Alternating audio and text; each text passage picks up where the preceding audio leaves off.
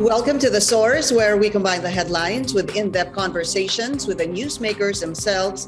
I'm Pinky Webb. Today on the program, PDP-Laban standard bearer Senator Bato dela Rosa wants to meet with President Rodrigo Duterte to convince him to run for the Senate. The senator also says that Mr. Duterte is fit to become Senate President. And later, the fate of the Bato-Go tandem after his meeting with Davao City Mayor Sara Duterte, presidential aspirant and Senator Ronald Bato dela Rosa joins us live.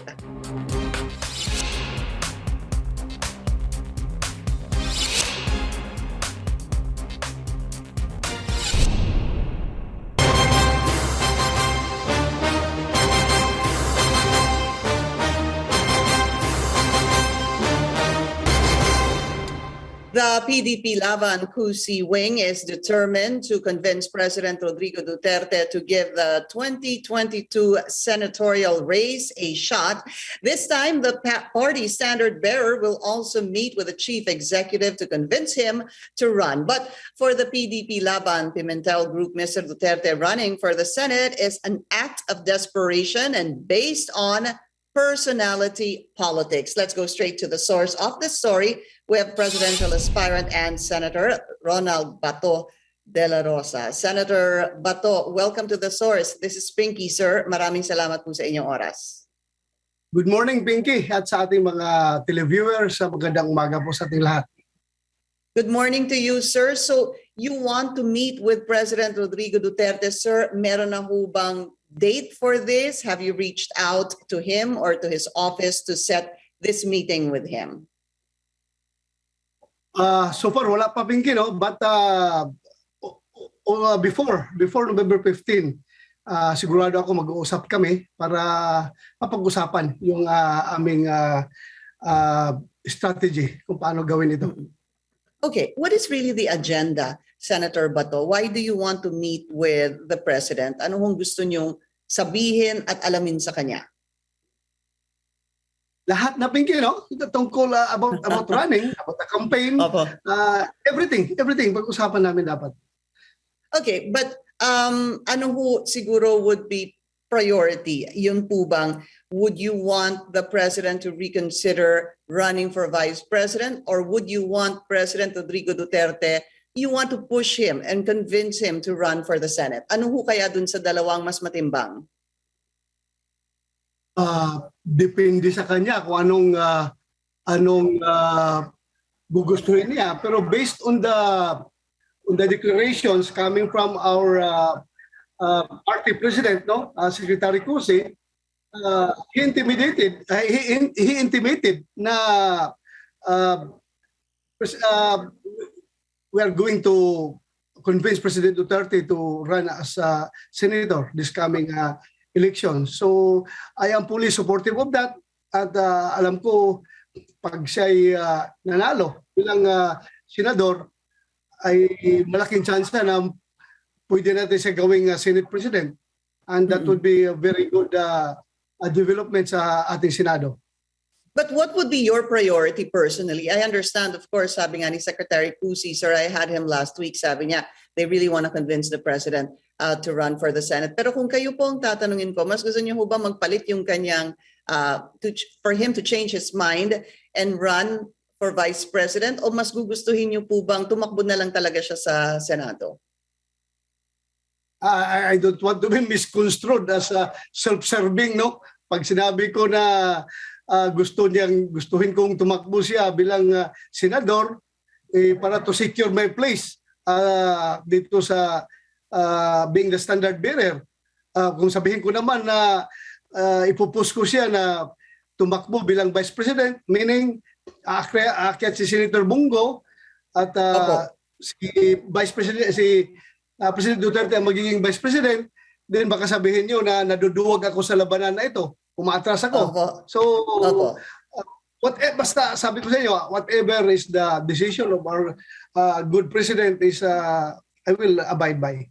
Okay, so it's basically really just for President Duterte to run. Bahala na po si Pangulo kung gusto niyang i-reconsider yung VP o tumakbo siyang Senado. But surely, ang gusto niyo po, tumakbo siya. Yes, tumakbo siya. Tumakbo siya. Pero sa akin, huwag naman sanang ma-misinterpret ako as trying to secure my place in the in these elections, no? Mas maganda yung sinabi ni Secretary Cuse na magsisenador siya. Maganda po para sa akin. Maganda ang tingin ko diyan. Opo. But you're the one who's actually said and proposed kapag tumakbo si Pangulo ng Senador, gusto niyo po maging Senate President siya. Is that correct, sir? Yes, Pinky. Gusto ko maging Senate President siya. Senator Bato, why? Why are you pushing for President Rodrigo Duterte if he runs for Senator to be Senate President? Bakit po? Well, ang ganda ng maganda yung ito kuan lang ito wishful thinking ba? Wishful thinking. Just in case pinalad tayo sa Malacanang, no, which is hindi mo naman pwede sabing imposible. Since tumatakbo ka, may posibilidad talaga. Just in case lang, manalo tayo doon sa Malacanang, then si Pangulong Duterte manalo rin bilang senador at siya magsi-Senate President. Napakaganda ang takbo ng ating bansa dahil magkakaroon ngayon ng magandang samahan itong two independent, two equal bodies towards one purpose, which is nation building. So, napakaganda po, magkakaroon ng teamwork ang Senado at ang Malacanang para sa kabutihan ng ating bansa. Kaya nga sinasabi natin na ako ay tumakbo to provide continuity sa mga unfinished programs ni Pangulong Duterte. Lalong-lalo na ngayon kung siya magiging senador, magiging Senate President, ay walang ibang takbo ng Pilipinas kundi para sa kabutihan. Mawala na yung unnecessary politics diyan. When we talk about the Senate, sir, of course, we know that the President has castigated a number of senators due to the hearing. Diyan po sa budget ng DOH na napunta sa DBMPS and of course, eventually, formally. May nakikita ho ba kayong pagbabago or maybe even a conflict of interest dahil nga hindi natutuwa si Pangulo doon sa nagiging pagdinig doon sa formally ng Senate Blue Ribbon Committee? Ay halata naman, no, obvious naman, no, na what is the source sa kanyang hindi pagkatuwa sa mga pangyayari.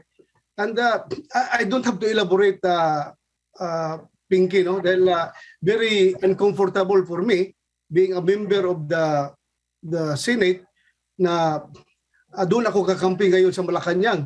Hindi maganda para sa akin. Pero being a citizen of this country and isang taong nag-iisip para sa kabutihan ng ating bansa, nakikita ko naman talaga na very unnecessary na yung further hearings pa na ginagawa na umabot na ilang hearings na? 12 o ilang hearings ba? And the same people keep on asking the same question, pabalik-balik na, 2-3 hearings yan, tapos na dapat yan kung gusto mo talagang kunin yung katotohanan, kung may makukuha kang katotohanan. Sabit ka na ng committee report para kasuhan ang dapat kasuhan. Kung meron kang nakitang violate ng batas, kasuhan na natin. Anomalya. Hindi na yung hapain pa ng ganun katagal na wala na mga tao, nagsasawa na, wala na gana manood sa hearing mo dahil sumubra na, over the limit. Yun po kayo, Senator Bato, ano ho ang take away ninyo dito sa naging hearing? Hindi po yung sa dami ha. What is your conclusion from what you heard so far from the hearing rather? Did you discover, would you say that you saw a number of anomalies? Well, hintayin na lang natin yung report na isasabit ni Senator Gordon, kung ano yung nakikita niya. Pero sa akin lang, from the very beginning, I relied on the Commission on Audit when the COA chairman himself said that wala sila nakitang corruption dito sa Parmali issue. Ang nakita lang na issue is inventory issues. Kung paano tinambak, paano in-stock yung mga produkto na yan, no? Pero as far as corruption, wala silang nakikita.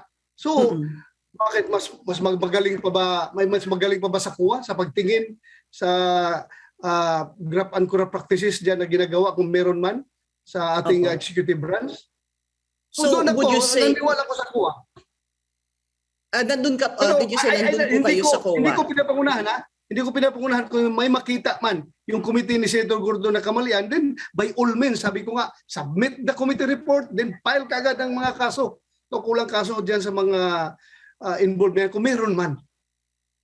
But Senator, hindi ho ba nag-participate ho kayo doon sa mga hearing? I know what you're saying, that statement of the COA, no? Pero let's set that aside, and I want to go to you. Kayo ho ba, from the over 10, 12 hearings of the Senate Blue Ribbon Committee, you did not see anything anomalous? Wala ho ba kayong nakitang katakataka doon sa naging mga pagdinig, especially those that you participated in? That is why nga, Pinky, gusto ko mag-submit na siya si Senator Gordo ng committee report para malaman natin. Dahil ako mismo, honestly, hindi ko po na-attend yung lahat ng hearings na sinasabi mo. 12 hearings ba yun na sinasabi mo? Hindi po ako nakapag-monitor dahil hindi lang naman yan ang trabaho ng senador. Meron din kaming sariling mga hearings sa aming mga committee na ginagawa. So hindi kami mag-attend doon 100%. At kung may intention man ako mag-attend, yun nga, one time nga, nainis ako, nag-attend ako doon, katagalan namin doon si Senator Tolentino naghintay doon sa kasi ang ruling namin, yung aming usapan dyan is yung physically present, ang priority mauna mag-ask ng question. Na-bullshit nga ako dahil alas 8 pa kami doon sa building, taas ako ng taas ng kamay, hindi man ako tinatawag. Ang tinatawag ni Senator Gordon, yung puro mga taga-opposition, pabalik-balik lang. At saka yung mga nakalista doon na malalim sa listahan, yun ang tinatawag niya. Sila si Risa Antiveros, Senator Pangilinan, pabalik-balik. At kami na nandun, hindi tinatawag. So yung medyo nainis ako. But okay lang yun. Okay lang yun sa akin. Pero hindi ko talaga mamonitor lahat ng hearings dahil nga marami rin kaming trabaho na inatupag. Hindi lang naman pagkagaya ni Senator Gordo na nakatutok siya dyan talaga sa hearing na yan. Kaya nga, I am banking on his committee report para gawin na kagad ang dapat gawin. You're banking on it because, you are waiting rather for the committee report of the Senate Blue Ribbon Committee. Hinihintay niyo po yun kung anong kalalabasan nun. Okay. Opo. Just very quickly, Senator Bato, no, because I need to go on a break. A lot of people are saying just two things on this, yung pagtakbo po ni possibility of the president running. Two things, sir. Nung nag-file po kayo ng Certificate of Candidacy, hindi ho ba sinabi ni Pangulo, today I announced my retirement from politics. I want you to respond to that. Siguro yung iba ho kasi nagtatanong, bakit ba pinipilit pa si Pangulo tumakbo? Sinabi na nga niya, pagod na siya at gusto niya mag-retire. Well, tingnan natin kung talaga pinipilit ba siya or kagustuhan niya. So, we better get it from the horse's mouth kung talagang gusto niya. Dahil ang alam ko, gusto niya tumakbo talaga. Yan ang alam ko. Alam mo, gusto niya mag-retire sometimes. Sometimes naman gusto niya tumakbo.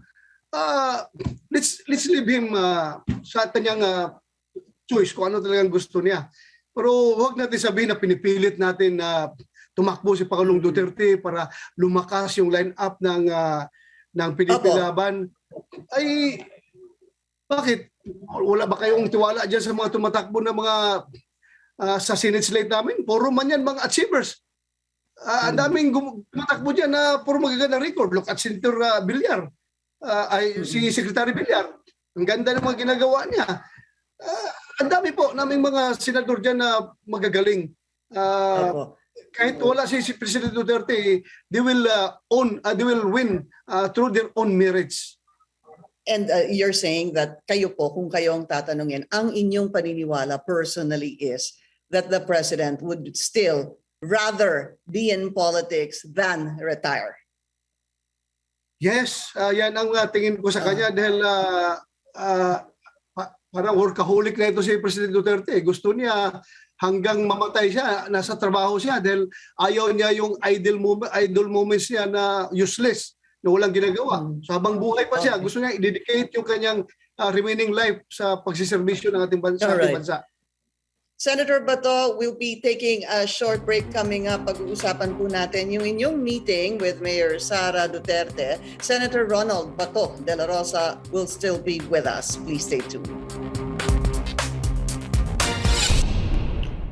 You're watching The Source on CNN Philippines. I'm Pinky Webb. Our guest today, presidential aspirant and Senator Ronald Bato de la Rosa. Senator, let's talk about what you can share, sir.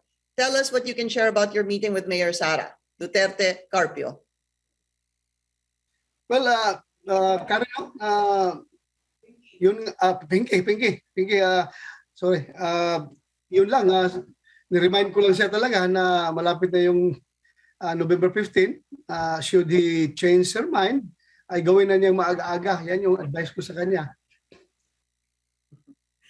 Ano ho bang pag-change ng mind ang gusto ninyong gawin ni Mayor Sara? Na tumakbo siya. Yeah. Tumakbo siya. As what? As what, sir? As president, yeah. Okay. So yun yung in-offer ninyo. Parang, I guess, sir, just really to put it bluntly, you were still telling Mayor Sara Duterte, bukas pa, willing akong ibigay sa iyo, to withdraw para po tumakbo kayo, Mayor Sara. Is that what you said, sir, in so many words? Yes, Pinky, dahil nga, sabi ko sa kanya, yung iba nga na nasa ilalim ng survey ay nagsusumikap pa rin tumakbo. Samantalang ikaw, napakataas mo sa survey, ang laki na agwat mo doon sa susunod sa'yo, ayaw mong tumakbo.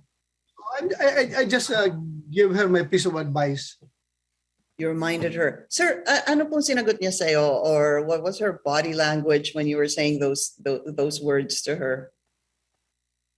Wala siyang sinabi sa akin na categorically yes or no.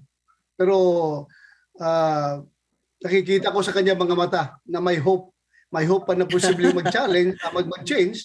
At, is that so? Hindi ko pwede sabihin sa iyo yung details. Kung meron masasabi, no? Senator Bato, kaya nga, that's why I was telling you, what can you share? Medyo matipid ho kayo. I'm sure out of respect na rin po, no, doon sa inyong private meeting with her. But what can you share? Sabi niyo, nakikita niyo sa mata niya na may pag-asa na tumakbo siyang Pangulo. Ganun ho ba? Yung patriotism is burning in her eyes habang kinakausap ko siya. So I see some hope. I see some hope. Yes. I asked Secretary Cusi about that. Pero ang sinasabi ho niya, so this becomes, maybe this is something you can explain further to us. Sabi niya, obviously yung pagpunta nyo is obviously a out of your own initiative. But that is not the party position. That's what I remember Secretary Cusi telling me when I asked him to react about your meeting with Mayor Sara Duterte Carpio. Sabi niya, yun po yung personal offer ni Senator Bato para po kay Mayor Sara. So how do you reconcile that, sir? Meron po kayong sariling inisyatibo to push her, encourage her, or convince her to run, you will withdraw. Yet the Secretary Cusi is saying that's not the party position. Do you see a problem there, sir? Wala naman akong nakita ang problema, no? With all due respect sa aming party leadership, totoo yun. That was my personal business going to Davao City Hall to meet with Mayor Inday Sara, at hindi po yun sanctioned by the party. Wala pong problema doon, pero ito lang, Pinky, no? Do you think kung napauo ko si Mayor Inday Sara, sabihin niya, sige, willing ako mag-substitute sa iyo. Mag-substitute ako sa iyo. At malaman ito ng aming party chairman na si President Duterte, do you think hindi kami magkakaroon ng adjustment? Siguro, baka sabihin naman ni Pangulong Duterte na, mas malaki man ang winnability ni Inday Sara. Mas mataas siya sa survey. So, why not change our position? Maka ma-advise, magbigyan rin niya ng piece of advice yung aming partido na Secretary Cusi, let us reconsider our position on the standard bearer. May posibilidad na gano'n mangyari, but as a party decision as of now, totoo po yung sasabi ni Secretary Cosin na talagang go na kami for Bato-Go tandem. Go. Yan po. At Go. hindi na siya nag-entertain pa ng possible changes of heart ni Inday Sara. That's the party stand right now. Senator Bato, quite honestly, how did you feel when there was that meeting between Mayor Sara Duterte Carpio and presidential aspirant Bongbong Marcos, to which also it came out na meron po lumabas nga na tinanong supposed to be ni Mayor Sara how the regional party, her regional party, which is Hugpong ng Pagbabago, can help the candidacy of presidential aspirant Bongbong Marcos. Ano hong inyong naging pakiramdam doon? Malapit po kayo sa kanya, ikaw po nasa ibang partido, and yet may lumabas po na ganon. Well, Pinky, no? Unang-una, klaruhin natin na kami ni Senator Bongbong ni former Senator Bongbong ay hindi po magkalaban. Magkakampi po kami. Klaro yan. Wala pong problema sa amin. But pagdating sa issue na yan, na sinabi mo, how did I feel? Really, to be honest with you, I did not feel any insecurity pagdating sa support ni Mayor Inday Sara. Kasi very clear man na sinabi mo, no, na ang sinabi lang ni Inday Sara na he will find ways and means how to support the candidacy of Senator Bongbong Marcos. Being a friend, normal yan na maghanap ka talaga ng paraan, matulungan mo yung kaibigan mo na tumatakbo. Pero hindi naman siya sinasabi na I will support you 100% Senator Bongbong and I will dump 100% Senator Bato. Wala man siya sinabing ganun. So hindi pa ako na-insecure. And knowing Inday Sara, kilala ko yan, maliit pa yan, bata pa yan, kilala ko yan siya. Hindi pa ako na-insecure. Relax na kayo, relax na kayo. We are in control. Then that makes me think, sir, that in case she really does not run, that you are confident that she will support you as well. Ganun ho ba? Ay, hindi ko na siya pangunahan, no? Pagdating dyan, nakakahiya naman kami or Inday. Pero I'm just laying you the background kung paano, basta hindi ako insecure, promise. Hindi ako insecure. So, yeah, it just shows confidence on your part, I guess, sir, because ayaw mo nga siyang pangunahan. All right, we're going to talk about other issues, current issues, where you stand on current issues at the moment, but we need to take another short break. The Source will be right back.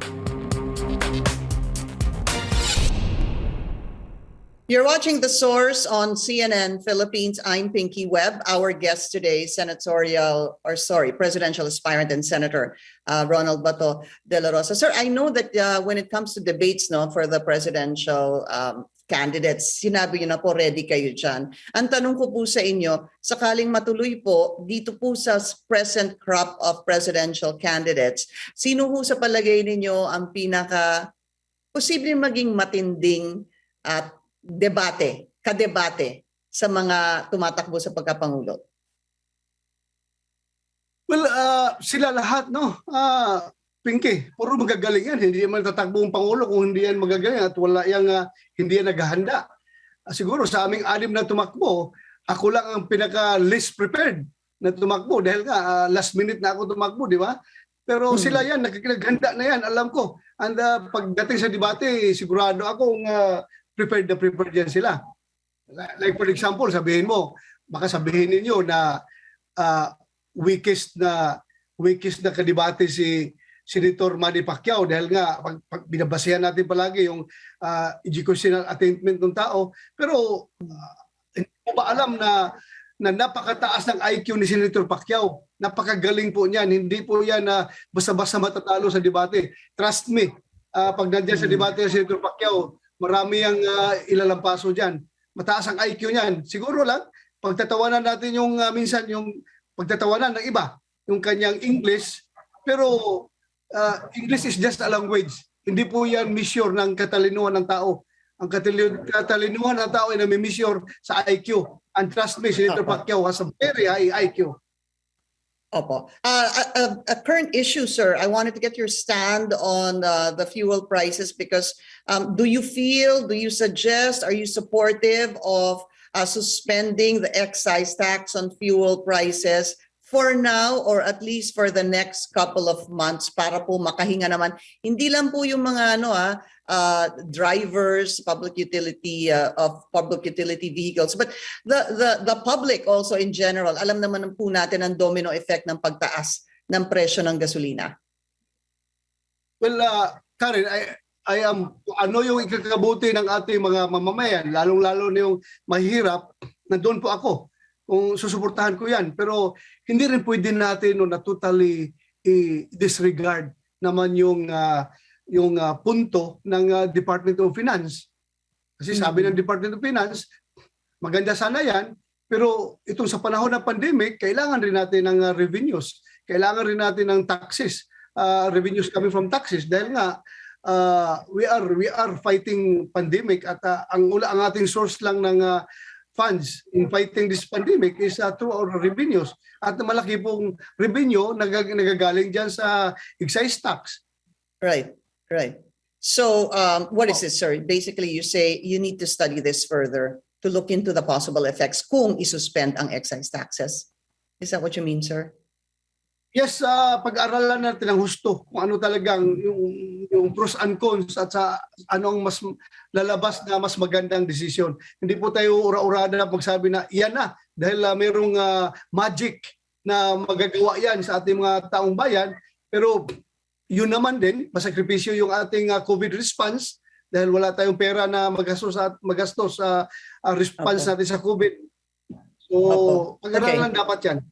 Senator Bato, very quick lang po yung sa ICC. Kayo ho ba kahit papano, one way or another, nag-aalala ho ba kayo sa posibleng kahinatnan nitong ICC investigation?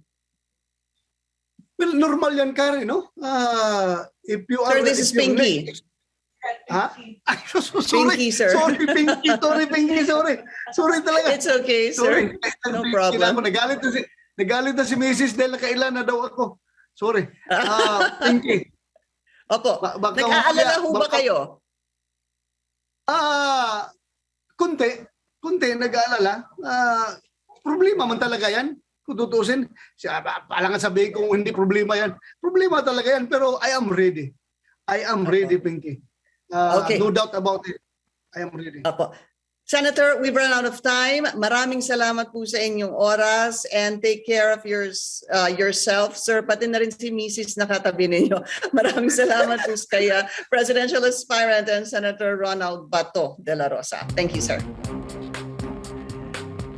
And thank you for joining us here on The Source. I'm Pinky Webb. You're watching CNN Philippines.